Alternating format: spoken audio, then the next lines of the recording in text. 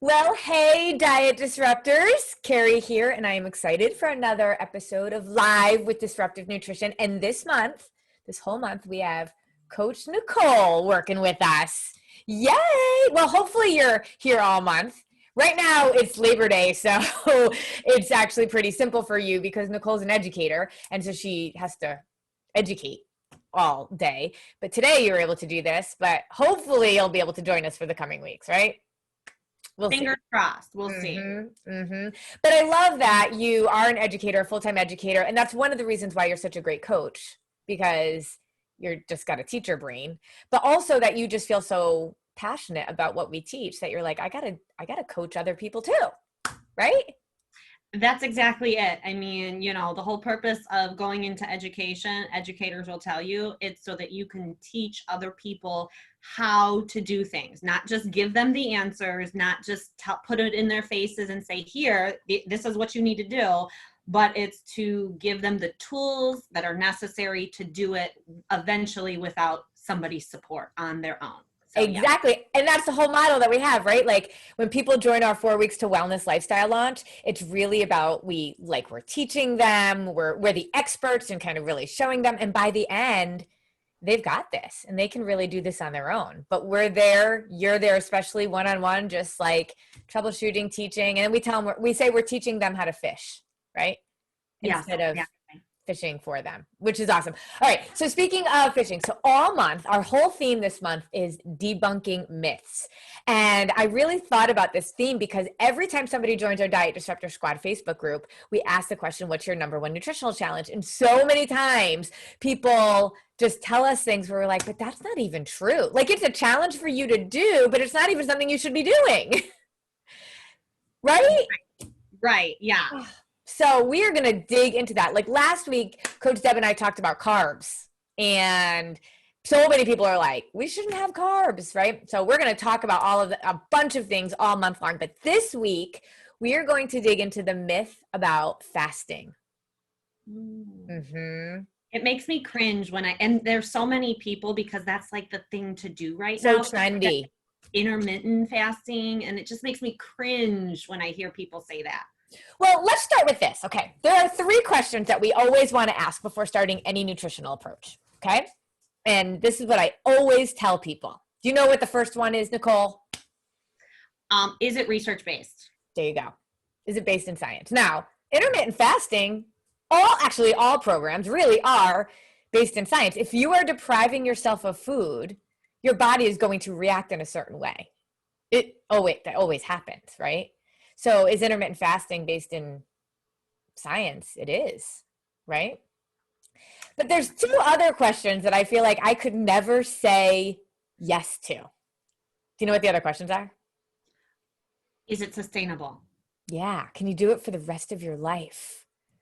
And I don't know about you, but so this weekend, my husband and I, just holiday weekend, we wanted to get breakfast. So we go out to a diner. I always post pictures of my diner food. I love going out to a diner. But if I'm on this fasting thing, I can't go to a diner sometimes because I'm fasting. It just feels like I wouldn't want to do that forever. Right? Right. I mean, it seems so crazy to me. But then the last one is one that a lot of people forget about. And are you thinking right now? You're like, I'm stressing you out right now. Yes, I'm trying to think, and I'm worried because I feel like, okay, is it research-based? Is it sustainable? Oh, I know. Would you have your kids do it? There you go. Would you ever put your kids on it? Yes. I mean, would your kids even let you? Sorry, you have to fast for the next 12 hours. Or you're on the 8, 12, whatever the things are. No way. No, and our children's bodies, we're all humans, right? And of course, they've got a super high metabolism, and they're kind of on a different end of the spectrum than we are. But if you wouldn't put your kids on it, there are 2 main reasons why that matters. One, why would you do something that you wouldn't put another human on? If it doesn't make sense for another type of human, why does it make sense for you? And what are you modeling for your kids? What are you saying to your kids is appropriate, right? And I just feel like if I'm telling my kids, no, I can't have breakfast with y'all at the diner because I'm fasting. I mean, why am I fasting? Because to lose weight. So what message are we sending to our kids about what we have to be and do and kind of value as women? Our bodies. One. What feminist out there is saying, yes, honey, your body is the most important thing. How you look, the weight on the scale, right? And if you're always on a diet, always doing something new, I just like all of us can relate to family members or parents or whatever, moms, whatever, that was always on a diet and what that might have done to us. I know what it did to me. I had an eating disorder. And it is so much of a mission of mine to deal with that. But let's talk more about why intermittent fasting really just isn't appropriate. Why it works though, too. I mean, let's talk about it. Like, you're depriving your body. You're depriving your body of food and calories. So what happens when you do that? Like, what happens in the short term anyway when you do that? You're eating less calories, so you're losing weight. You're going to lose weight, right? But what's so crazy is what it's doing to our body. See, this is why our approach is so different. Our approach is not about losing weight. Our approach is getting healthy from the inside out, getting to our optimal health so we get to our optimal weight. And we do that through blood sugar stabilization. When our blood sugar is stable, our bodies are in this state of happiness, like super happy, right? Like what happens when you get really hungry, Nicole? I get cranky. Yep. Or when you're girls, right? You have 2 young girls. Yes. When they're really hungry. They're cranky. And they're cranky, and then, they go for the cupboard. They just try to find something as a quick snack, which probably, is going to raise that blood sugar because it'll most likely be a carb, like a cookie or, some sort of treat. So it's just whatever's there, they'll grab. And we think that is our own lack of willpower. But when we're really hungry, what our body is actually saying is, hey, you, my blood sugar is really, really low right now. We don't often equate that, right? And so your body, it's not you craving a cookie. It's your body craving a cookie because your body's like, hey, I need sugar. Because you're getting me to a place that's really low. And then by the time you eat and gouge on those carbs, because that's what your body wants, your brain doesn't catch up with your stomach at the same amount of time. And then you spike your blood sugar and you play this roller coaster. But when you're fasting, this is what is so crazy. People will always say to me, yeah, the first few days are really awful. Like my body is screaming at me that I'm hungry because your blood sugar's low. But then after a few days, it's fine. It doesn't even bother me. Do we know why that is? Do you know why your body stops screaming at you, Nicole? I'm going to parallel it with exercise and what I was always told about exercise. And that's why you change up your exercise routine is because your body will just adapt to it. Mm-hmm. It will get complacent with it. It'll be like, oh, so you aren't feeding me? I might hold on to these, this fat, these foods that are in me. And I'm not going to be then that hungry. Mm-hmm. Yep. I mean, I liken it to like my children not cleaning their room. Like I could yell at them for like 3 days straight. I don't really yell at them about cleaning their room. It's just expectations and they have to do it. But let's just use this as a scenario. I could yell at them for 3 straight days about cleaning the room. And then if I'm like done or tired or over and I stop yelling at them, it's not that their room is okay now. It's not that I'm okay with it. It's that I've just adapted and I've stopped yelling.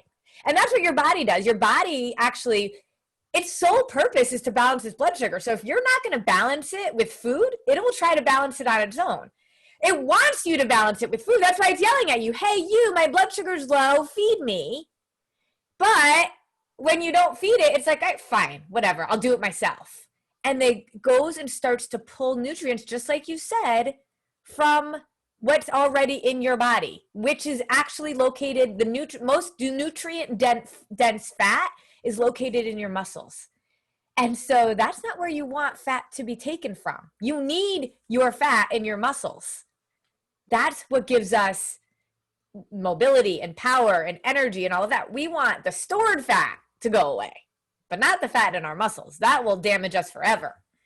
And so we do this intermittent fasting thing. And yes, it was developed for very particular reasons in health, just like keto was.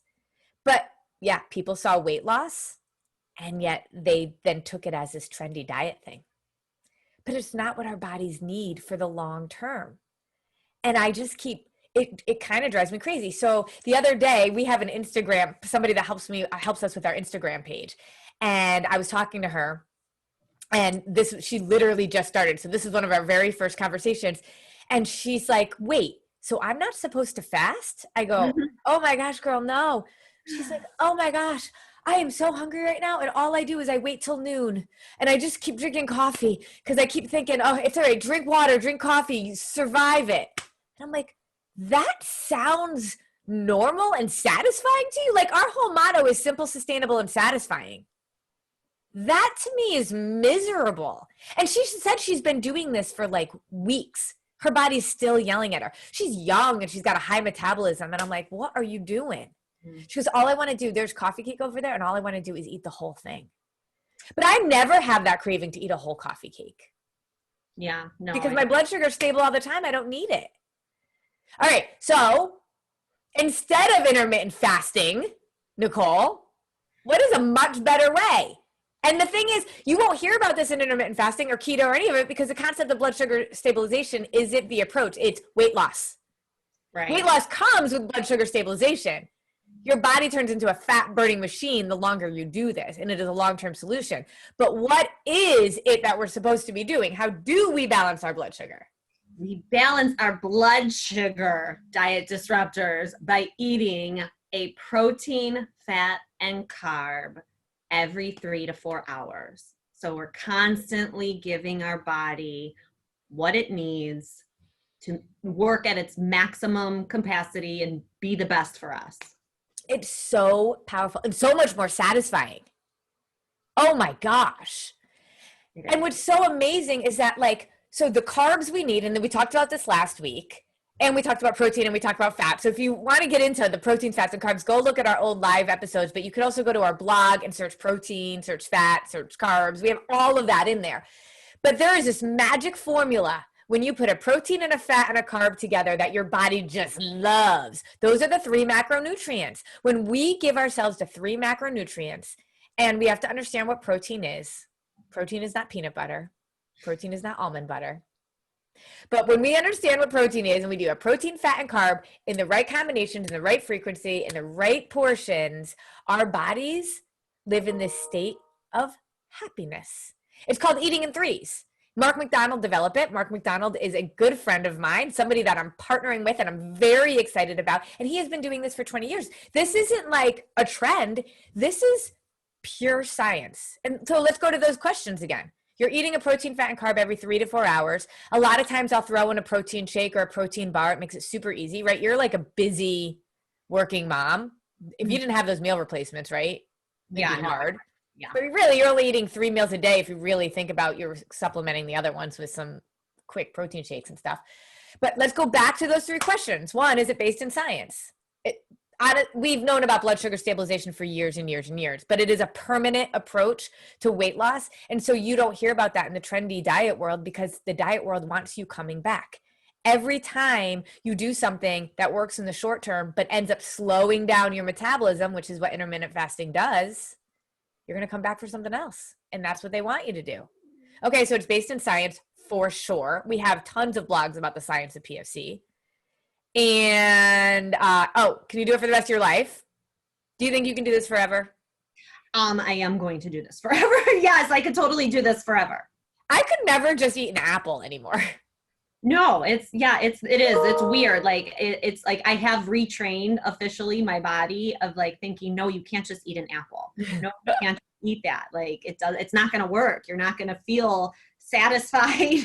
It's not. You'll get that spike and then it will go down and you'll feel like garbage. And it's so amazing when your blood sugar is stable, how much more energy you have, how your metabolism just keeps boosting and boosting. And for some people, it doesn't happen overnight because I mean, I'm in my mid 40s. When your 40s and your 50s and your 60s, right? Our bodies have gone through a lot and we have done a lot to our bodies. So this works for every body. It just depends on how quickly you see results. But we also don't want quick weight loss at all. Our bodies don't want that. It wants slow and steady, consistent relationship building with us. And then would you put your kids on it? Do your kids do PFC?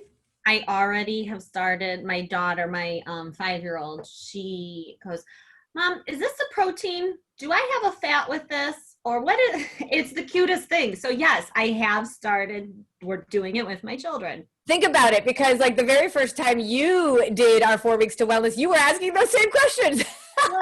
Oh my God, I was. Right?